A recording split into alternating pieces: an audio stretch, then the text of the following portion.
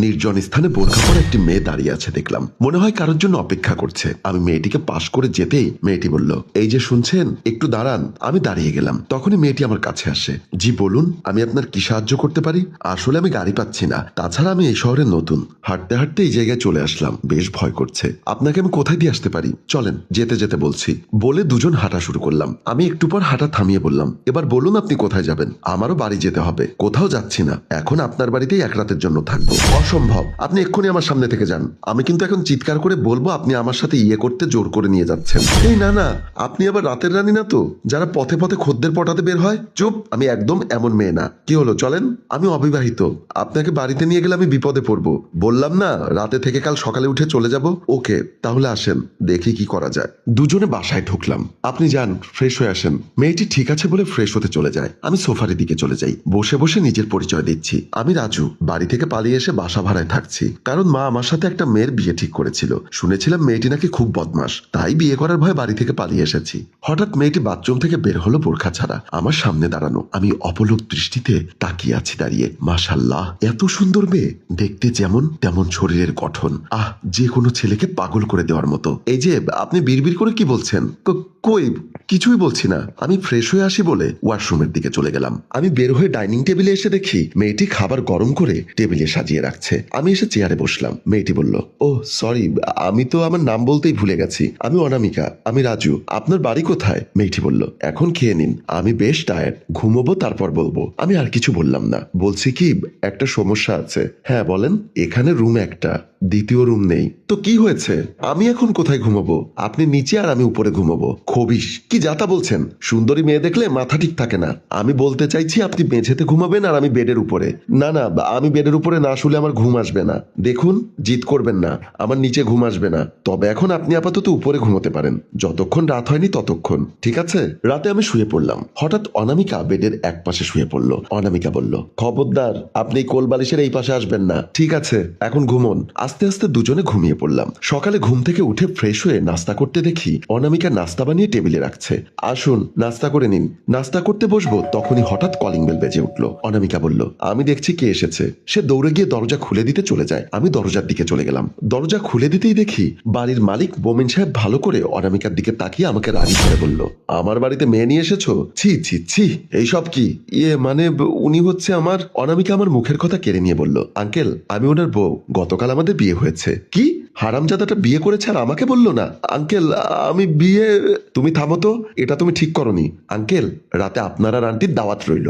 লক্ষ্মী মেয়ে, যেমন দেখতে তেমন কথা, আর ওই বদমাসটার কথায় কোনো রসকস নেই। তবে রে বুড়ো ভাব, তুমি আমাকে কিছু বললে? জি না আঙ্কেল। আপনার বাড়ি ভাড়া এখন টাকা নেই তো? ঠিক আছে, তুমি কয়েকদিন পর টাকা দিও। এখন আমি আসছি, রাতে আসবো, ওকে? বাড়িওয়ালা চলে যাবার পর আমি দরজা বন্ধ করে অনামিকাকে বললাম, এই মেয়ে, তুমি আমার বউ? আমি আপনার বউ হতে যাব কেন? তাহলে আপনি বললেন কেন আপনি আমার বউ? বাড়িওয়ালা তো সত্যি ভেবে নিয়েছে। এখন রাতে যদি আপনাকে না পায় তাহলে আমার পিছে লাথি মেরে বাড়ি থেকে বের করে দিবে। অনেক কষ্ট করে একটা বাড়ি ভাড়া পেয়েছিলাম। কেউ অবিবাহিত ছেলেকে বাড়ি ভাড়া দিতে চায় না। কোনো সমস্যা নেই, আমিও কয়েকদিন বাড়ি ভাড়ার জন্য খুঁজছিলাম, কিন্তু পাইনি। এটা যখন পেয়েছি আর ছাড়ছি না। এটা অসম্ভব, আপনি আর আমি এক রুমে। তাহলে এখন আঙ্কেলকে বলি আপনি আমার কিডন্যাপ করে নিয়ে এসেছেন, তখন কি হবে বুঝতে পারছেন? এই না না, তবে একটা শর্তে রাজি হতে পারি। আমি রাজি। আমি বাজার করবো, আপনি রান্না করবেন। বাড়ি ভাড়া দুজনকেই দিতে হবে এবং মাসের খরচ, ওকে? আমি অফিসে বসে কাজ করছি, কিন্তু আমার মাথায় অন্য কিছু ঘুরপাক খাচ্ছে। যদি অনামিকা চোর হয় তাহলে বাড়ির কিছুই থাকবে না। না না, আমি এসব কি ভাবছি? এত সুন্দর একটা মেয়ে চোর হবে? 7-5 ভাবতে ভাবতে আবার কাজ করতে লাগলাম। অফিস শেষ করে রুমে এসে দেখি সব কিছু বেশ ভালো করে গোছানো। অনামিকা এসে বলল, রুমের কি একটা অবস্থা করে রেখেছিলেন, আপনি এত অগোছালো কেন? আমি অবিবাহিত ছেলে, আমার এত বাড়ি গোছানোর সময় নেই। হয়েছে, এখন বাজারে গিয়ে বাজার করে নিয়ে আসেন। এখন যেতে হবে? হ্যাঁ, টাকা দিন। আমি তো দাওয়াত দেইনি। অনামিকা আমার দিকে চোখ বড় বড় করে তাকিয়ে বলল, আমার কাছে এখন টাকা নেই, টাকা পেলে আপনাকে সুদ সহ দিয়ে দিব, ঠিক আছে? আমি বাজার করে এসে সোফায় বসলাম। অনামিকা কফি নিয়ে এসে হাতে দেয়। আমি ধন্যবাদ দিলাম। ধন্যবাদ দেওয়ার কি আছে, এটা আমার দায়িত্ব।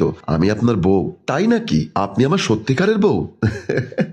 এখন আপনি আমাকে সাহায্য করবেন, ঠিক আছে? চলো। তারপর দুজনে রান্নাঘরের দিকে চলে গেলাম। রাতে রান্না শেষ করে দুজনেই ডাইনিং টেবিলে বসলাম। এমন সময় বাড়িওয়ালা আসলো আন্টি সহ। আন্টি অনামিকা অনামিকাকে দেখে বলল, বাহ কি মিষ্টি একটা মেয়ে। আঙ্কেল বলল, বদমায়েশের কপালে এত সুন্দর মেয়ে জুটবে কে জানতো। তুমি চুপ করো, তোমার নাম কি?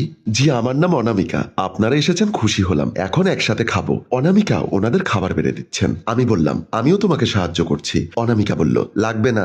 আন্টি বলল, দেখেছো রাজু আর অনামিকার মধ্যে কত মিল, আর তোমার সাথে এত বছর থাকলাম কিন্তু আমার একটা কাজেও সাহায্য করলে না। ঠিক আছে এরপর থেকে সাহায্য করব।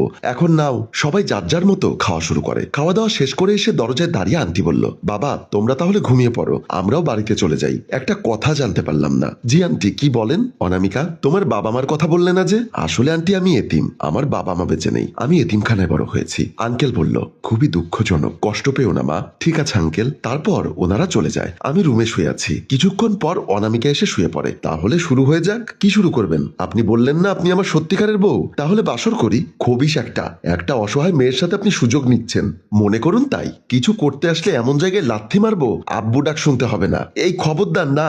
এরপর আমি চুপ করে শুয়ে পড়লাম। মাঝরাতে হঠাৎ আমার মনে হলো আমার বুকের উপর ভারী কিছু একটা আছে। আমি চোখ মেলে দেখি অনামিকা আমার বুকের উপর আরামে ঘুমোচ্ছে।